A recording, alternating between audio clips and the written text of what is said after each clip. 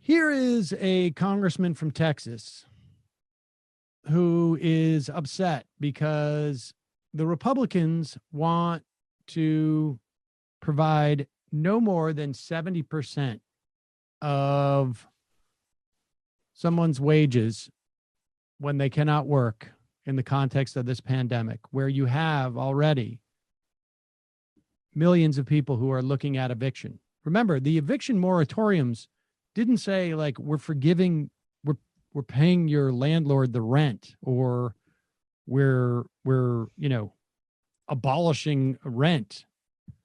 It's just simply saying like you can defer that payment until the drop dead date. And by drop dead date, we really mean drop dead, because we know that something like 40% of the country can't even raise $400 at a time where you don't have a pandemic for an emergency. The idea that someone would have thousands of dollars to pay their back rent after 6 months of not working is just absurd. It's just patently absurd.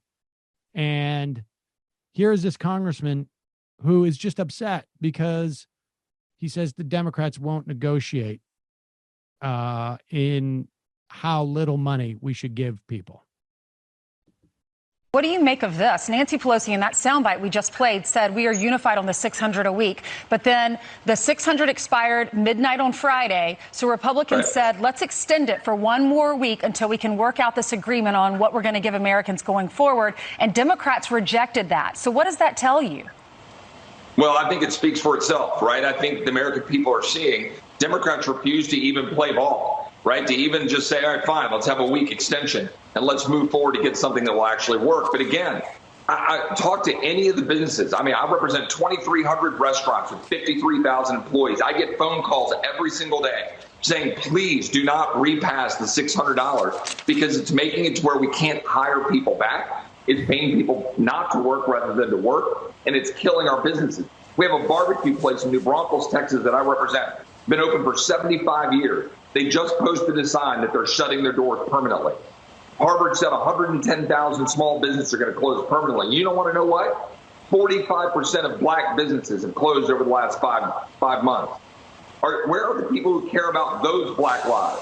Is the NBA going to put that on their jersey? Are they going to put the name of the 1-year-old black baby killed in Chicago, or the 8-year-old girl killed in Atlanta? They're not allowed. 19-year-old that wasn't among the list.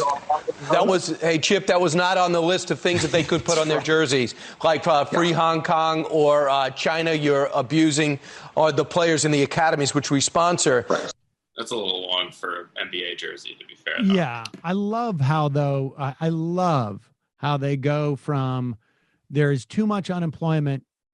We'll get to the fiction that they're trying to push, but I love how quickly they get to a resentment of black people. Yeah, it's a fact about how this pandemic is hurting black businesses worse. It's hurting everybody, obviously, but hurt black businesses worse. And rather than go into why that might be happening still, because I thought structural racism was all dealt with because of MLK, they go into look at the hypocrite millionaire black athletes. Exactly. And I would also like to remind people that the black community has been hardest hit in terms of deaths and in terms of cases of coronavirus.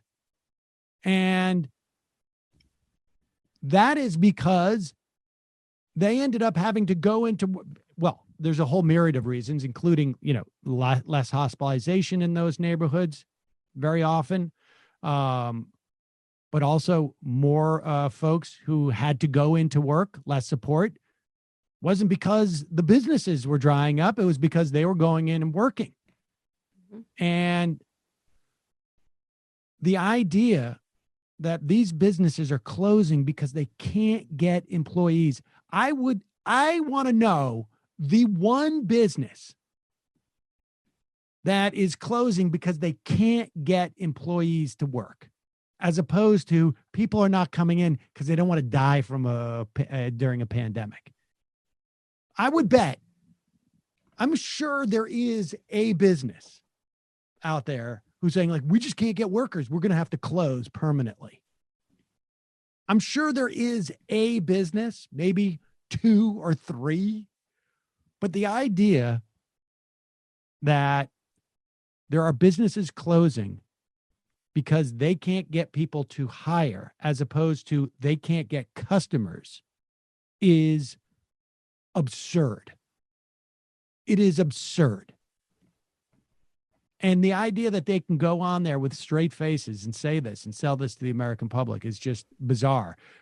But it is sort of poetic how it really is just like it goes immediately from, I'm a congressman from Texas and I got a barbecue place that's shutting down because they can't get barbecuers. There's so many people lined up to eat their barbecue, but they can't get anybody to cook it. They're going to have to close after 75 years.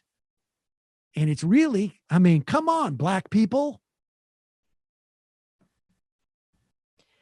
Just Yeah, amazing. and he had to throw in a little jibe at China there, as if any of these people care about state violence and repression anywhere in the world. Right, exactly. Let me show you what a hypocrite Black Lives Matter is, because I've got a barbecue place that can't hire anybody and they can't go to work.